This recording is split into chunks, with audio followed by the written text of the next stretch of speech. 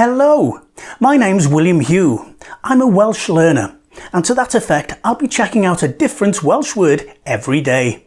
Feel free to join me.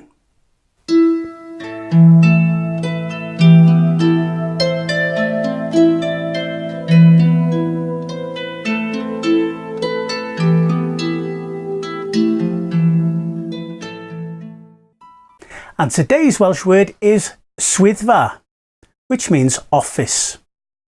Swyddfa, as in swyddfa rheolwr y llyn, the lake manager's office. Swyddfa, office.